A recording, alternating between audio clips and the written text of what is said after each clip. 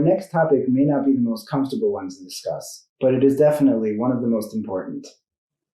We will now discuss the topic of sexuality. Shraga, what causes a person to be attracted to someone specific and not somebody else?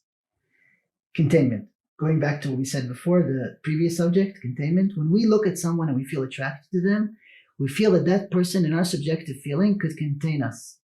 They're strong enough to contain us.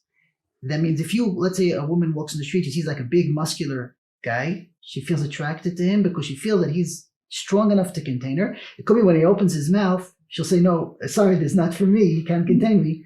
But yeah, it's all about containment. Some woman will find a strong guy could contain her. Some woman will find a smart guy that could contain her. Some woman will find a popular person. It goes, etc., etc. But the common denominator is containment. And vice versa for men towards women. Yeah, this woman could contain me. Some woman won't go out with a shorter person than her. Why? Because in her subjective feeling, a shorter man cannot contain her. Someone has to be taller, bigger shoulders, whatever. Someone younger, someone older. Whatever you look at it, it's all a matter of looking at the other person and someone strong enough to contain me. And that's why attraction is all about emotional containment. And what happens to somebody when we find out that they are a sex abuser? How does that happen? How does one become a sex abuser? Well, that's exactly it. Because if someone is attracted to a child, let's say a pedophile, so he feels that this child can contain him. In his emotional world, an adult is not a safe person, and not a safe place. An adult is a manipulator. An adult is someone not safe. But a child is innocent. The innocence of the child for the pedophile is someone that could contain him. In his subjective feeling, a child is a safe place. A child is strong enough to contain him. It's interesting what I'm saying, because a 7-year-old child, how could he be strong? But in the pedophile's emotional world, because he's young, he's safe. Because he's young, he's innocent. That innocence has an ability to contain the pedophile, what adults don't have, because adults is not a safe place for him. So when we try to treat a pedophile, we have to really contain his needs. Not contains his actions, going based on the questions you asked me previously, contains what he feels. Why does he feel not secure with older people? And we'll answer that, and we'll slowly reach security with people older than a child. Then slowly we'll be able to decrease the need of going and abusing people.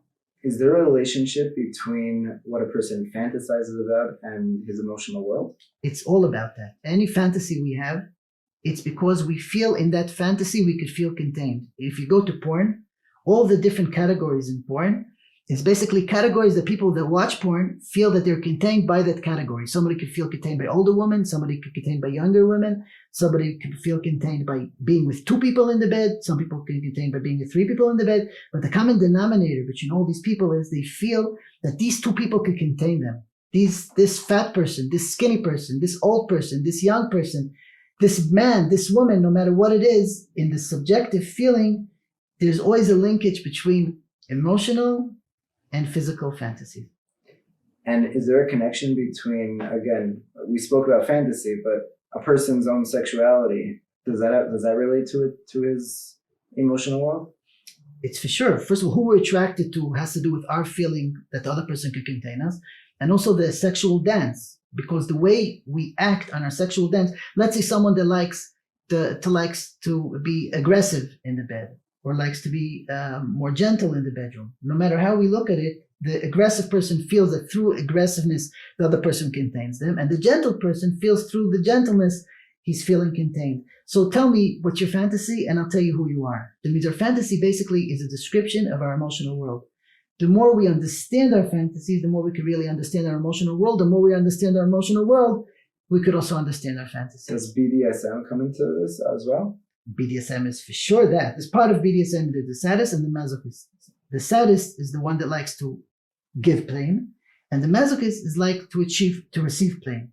Now, why the sadist likes to give pain? Because in the sadist emotional world, he feels that by giving pain, the other person feels him. The other person really is containing him. He's containing his whip.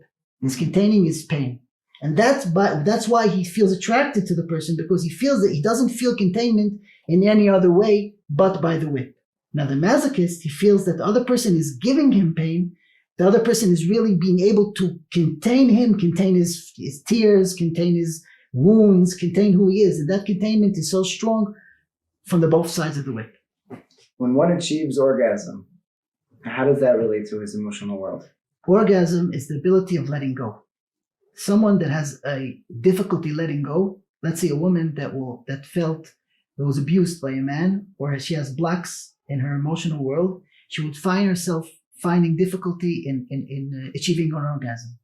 So basically, the more we're able to let go, the more we feel safe in the bedroom, the more we feel safe with who we are, the more we're able to enjoy and have pleasure from sexuality in general, and also through achieving an orgasm. So is that why some people find it difficult to achieve orgasm? That's exactly the reason. If someone has a trouble achieving an orgasm, we have to first understand that it's not something physical.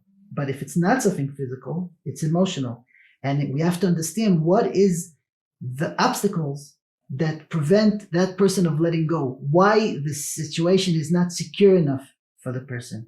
And the more we are able to work on those fears behind this defense mechanism, the more we're able to help the person to achieve an orgasm.